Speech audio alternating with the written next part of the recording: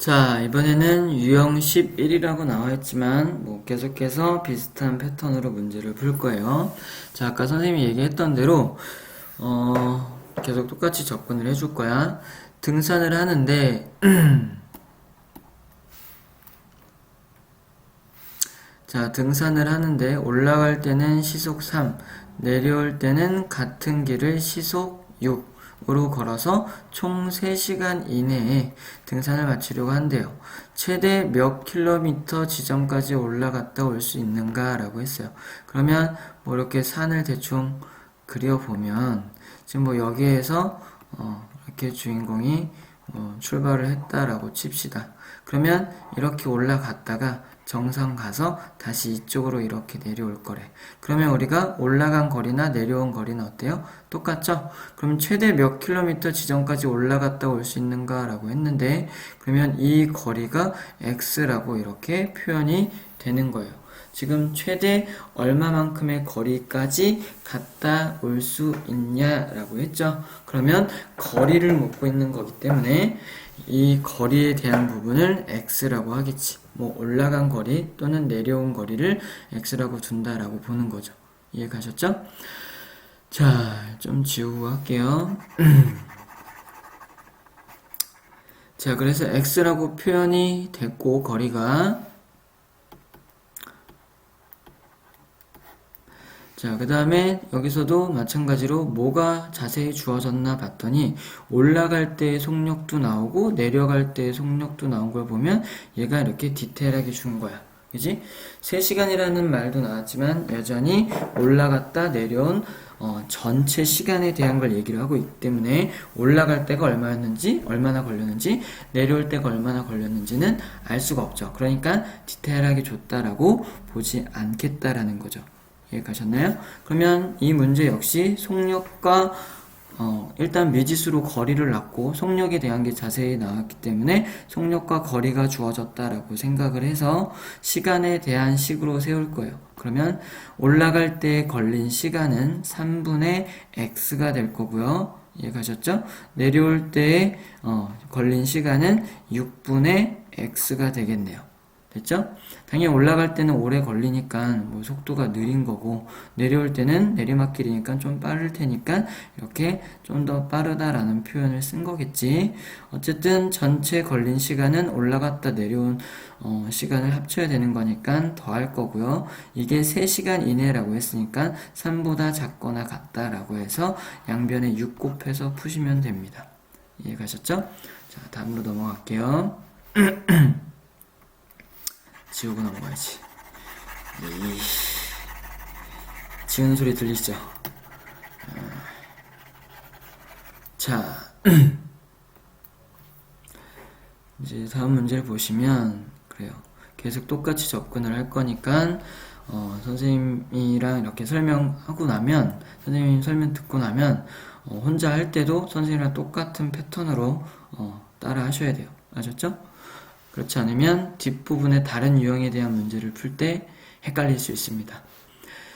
자, 다시 문제를 보면 연우가 서울 둘레길을 걷는데 갈 때는 시속 2km로 올 때는 같은 길을 시속 3km로 걸어서 전체 걸린 시간을 2시간 30분 이내로 하려고 한다라고 했어요.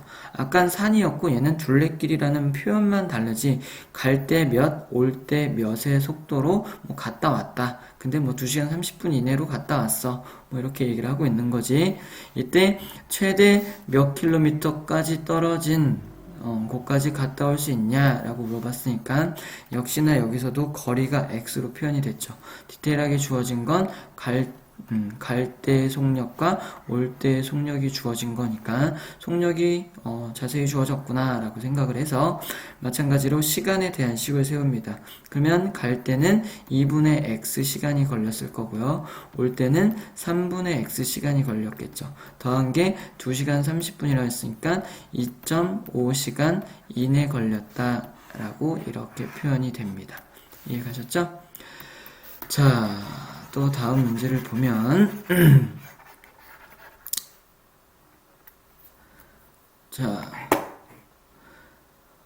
지섭이가 등산을 하는데 올라갈 때는 시속 2km, 올라갈 때 시속이, 내려올 때는 올라갈 때보다 약간 응용이 됐네요. 3km 더 먼 거리를 시속 4km로 내려왔대요. 이때 전체 걸린 시간을 6시간 이내로 할 때 올라갈 때 걸은 거리를 x라고 하겠대. 그걸 물어보고 있으니까. 그럼 여기서도 뭐 올라갈 때 거리는 x라고 표현을 했다면 내려올 때 거리는 뭐라고 해야 돼요? 당연히 x에서 3km를 더 먼 데까지 먼 길로 뭐 내려왔다라고 했으니까 x 플러스 3이라고 표현이 되겠죠. 여기서도 마찬가지로 그래서 거리에 대한 부분이 미지수로 표현이 된 거고 디테일한 건 올라갈 때 속력과 내려올 때 속력이 나왔기 때문에 속력이 여기서는 똑같이 디테일하게 주어진 거예요. 그러면 올라갈 때 걸린 시간은 2분의 x가 될 거고요. 내려올 때 걸린 시간은 4분의 속력분의 거리인데 거리는 x 플러스 3이라고 했으니까 여기는 x 플러스 3이 들어가겠다. 그러면 더한 게 전체 걸린 시간일 거고 6시간 이내야 라고 했으니까 식은 이렇게 세워지겠죠. 이해가셨죠? 자, 어때요? 뭐 요 정도 유형까지는 선생님이 말한 패턴으로 접근을 하면 굉장히 쉽죠. 그리고 지금 또 뭔가 이렇게 내용은 다 달라 보이지만 사실 거리가 미지수로 나오고 속력을 다 주는 문제들이었기 때문에 시간에 대한 식으로 다 일괄적으로 세웠기 때문에 이렇게 헷갈리거나 왜 어렵다고 하는지 잘 모를 수도 있어요. 그래서 일단 다음 문제로 넘어가서 보도록 할게요. 마저. 자, 이번에는 지혜가 역에서 기차를 기다리는데 출발 시각까지 1시간의 여유가 있대요. 이 시간을 이용해서 상점에서 물건을 사서 온대요. 여기까지 됐나요? 자, 이번 유형은 어쨌든 지혜가 여기서 봅시다. 일단 잠깐 선생님이 카톡이 오는 바람에 멈췄다가 다시 진행을 하다 보니까 조금 전에 무슨 말 했는지 잘 모르겠어요. 그냥 문제를 바로 보도록 할게요. 자, 지혜가 역에서 기차를 기다리는데 출발 시각까지 1시간의 여유가 있어서 이 시간을 이용해서 상점에서 물건을 사오려고 한대요. 물건을 사는 데는 총 15분이 걸린다라고 했고 시속 4km로 걷는다면 얼만큼 떨어진 곳까지 갔다 올 수 있겠는가 라고 했어요. 그러면 여기서도 똑같이 묻는 건 거리라는 걸 알 수 있겠죠. 그래서 상점까지의 거리를 x라고 놓는다 라고 보는 거고 여기서도 속력이 디테일하게 주어졌어요.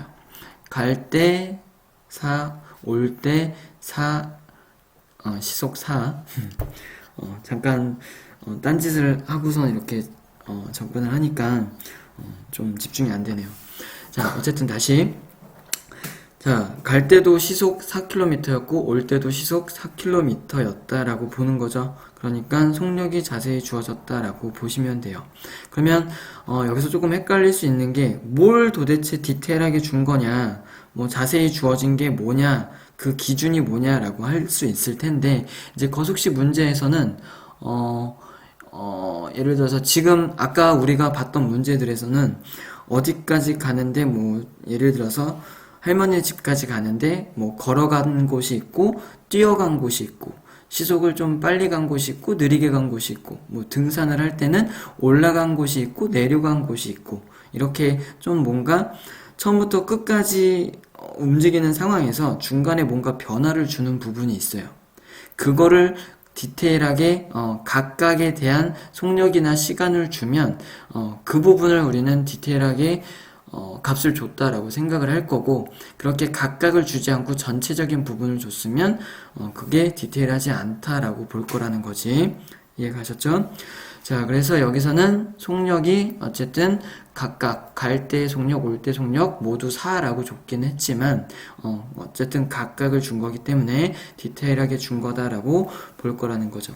이해가셨죠? 그러면 뭐 이 문제도 똑같죠. 아까처럼 거리를 미지수로 두고 속력에 대한 걸 준 거기 때문에 갈 때 걸린 시간은 속력분의 4분의 x 이렇게 될 거고 가서 물건을 샀겠죠? 그게 15분이 걸렸다라고 했으니까 60분의 15라고 쓸게요. 됐죠? 여기서는 우리가 시간으로 써줘야 되니까 그런 거야. 지금 시속으로 나왔고 여기는 분으로 나왔기 때문에 얘를 시간으로 바꿔주는 게 맞아요. 이해가셨죠? 자, 그리고 플러스 다시 또 올 때도 4분의 x만큼 시간이 걸렸겠지. 그게 1시간 이내에 갔다 와야 되는 거였죠. 1시간의 여유가 있다라고 했었으니까. 그러니까 얘가 1보다 작거나 같다라고 이렇게 표현이 돼야 됩니다. 됐나요? 그래요. 자, 또 다음 문제를 보도록 할게요. 자,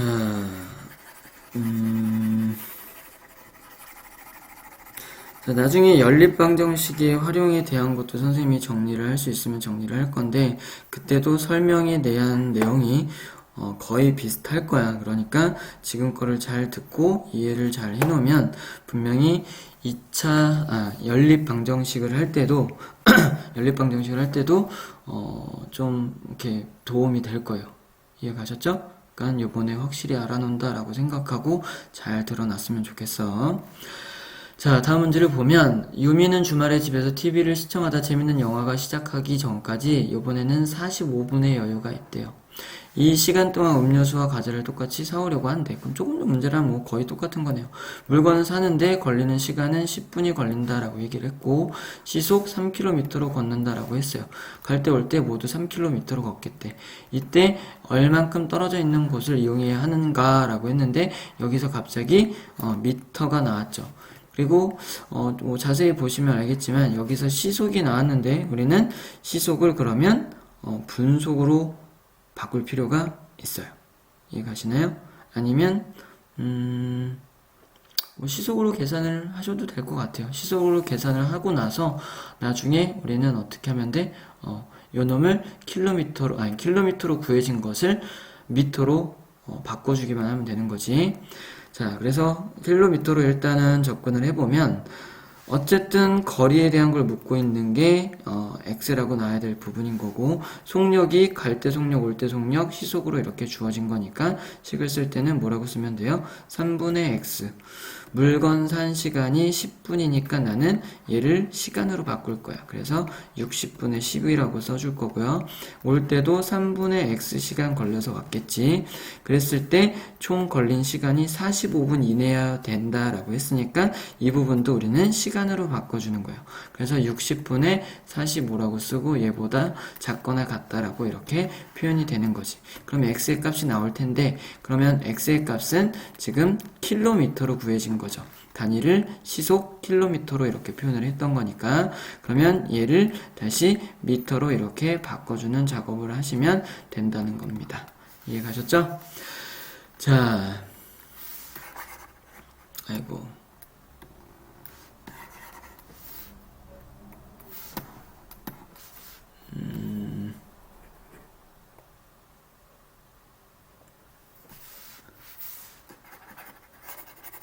자, 지우고 빨리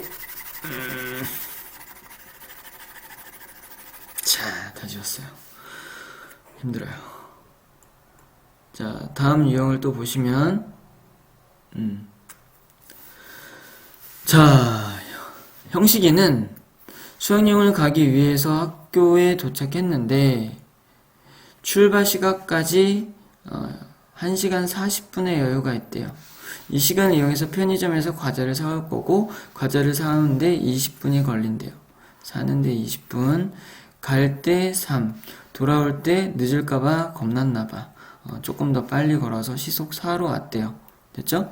그랬을 때 얼만큼 떨어져 있는 편의점 이용해야 되니? 라고 했죠? 그러면 여기서도 마찬가지로 묻는 걸 x라고 놓을 건데 그게 거리인 거고 디테일하게 주어진 거는 갈 때 올 때의 각각을 주어진 속력이라고 보셔야 되겠죠. 그래서 갈 때 걸린 시간은 3분의 x 물건 사는데 걸린 시간은 20분이니까 60분의 20 더하기 올 때 걸린 시간은 4분의 시속이 4로 바뀌었으니까 똑같은 거리 왔으니까 x 그게 1시간 40분이다 라고 했으니까 뭐라고 쓰셔야 돼요?